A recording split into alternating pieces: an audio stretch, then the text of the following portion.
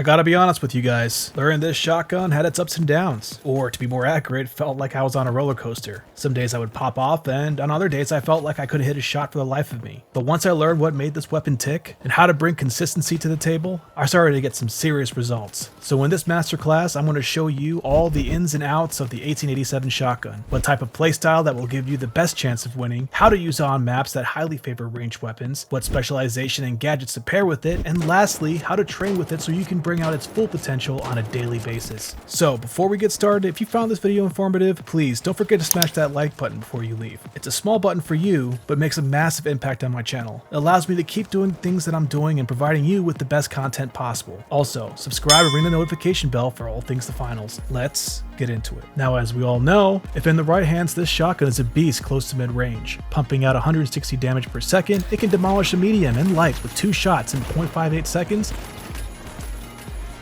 and a heavy with 3 shots at 1.58 seconds.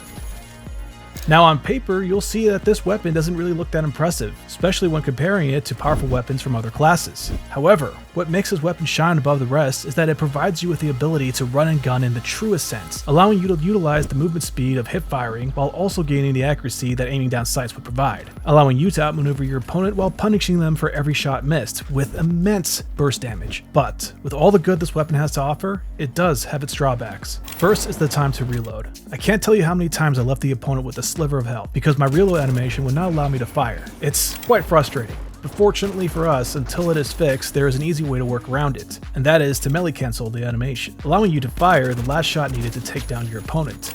The second is tracking fast opponents at extremely close ranges.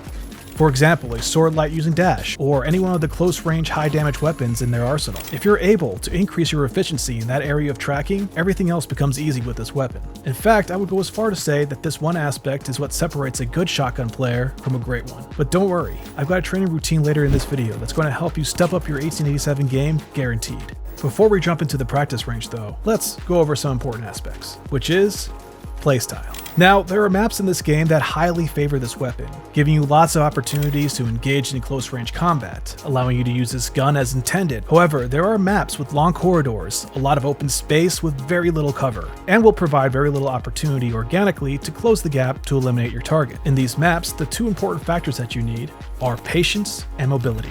I can't tell you how many times I spectated players get so kill hungry that they completely disregard their cover and run through long open spaces in order to challenge an opponent that has a weapon that gives them clear range advantage, only to get eliminated by either the opponent they're chasing or their teammate, which is most likely firing at them from their flank. Patience plays a huge role here. You need to learn how to live to fight another day, to retreat, reposition, and utilize cover and enclose routes as much as possible, always limiting the amount of time that you are exposed out in the open. Now, I understand to some this may seem like a boring, slow way to play, but the good news is Medium has gadgets such as jump pad and zip line, as well as a specialization dematerializer that will help make closing the gap that much easier, essentially cutting the time it takes to get to your opponent in half. Abilities like these make it incredibly easy for the player to strategically make their way to the most advantageous position before engaging the enemy, whether it be running straight through a building with a dematerializer, breaking line of sight with the jump pad or zip line to move vertically onto a higher level, or you could even use a zip line to traverse faster horizontally. Again, abilities like these are essentially what makes the medium shotgun extremely effective in just about every map, and with a competent team that can provide shielding, distraction, and cover fire, the 1887 shotgun becomes a force to be reckoned with. Now, you don't necessarily need to have all 3 of these abilities to be effective. Just 1 to 2 would be enough. For example, I prefer using the turret gun coupled with the jump pad and zip line.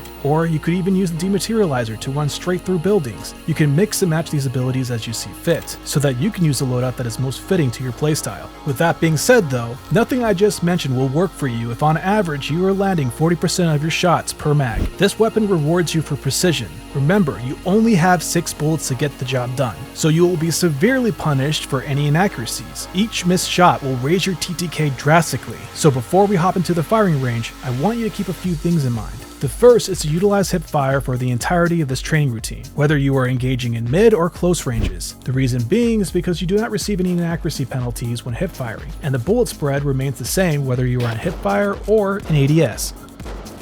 This will allow you to move faster, make you more aware of your surroundings, and evade shots, thus increasing your survivability. For those of us that are used to automatic weapons, this will take a little time to get used to because we've made a habit of aiming down sights for targets that are just outside of close range. However, I promise you that once you get used to shooting this way, your effectiveness with this weapon will double. The second is to prioritize accuracy and smoothness over speed. What I mean by speed is trying to look flashy and flicking your shots. This will not only create bad habits, but will also make your aim unreliable and basing your daily performance off of luck rather than skill. Essentially, I want you to move smooth and accurately from shot to shot or from target to target, so that you can eventually move fast and maintain that level of smoothness and accuracy. I want you to remember this: smoothness will always equate to speed. So with that being said, let's jump into it. Now, as you already know, if you watch any one of my Masterclass videos, we'll always start with centering as a warm-up, but this time there's a little bit of a twist. First, start by centering one of the very many stationary targets in the practice range for 3 minutes. Stay in hip fire, making long 1-second strides from left to right, while moving into close and mid ranges, and mixing it up a little by throwing in a couple of crouches. After you are done with that, I want you to make your way to the roof of the building,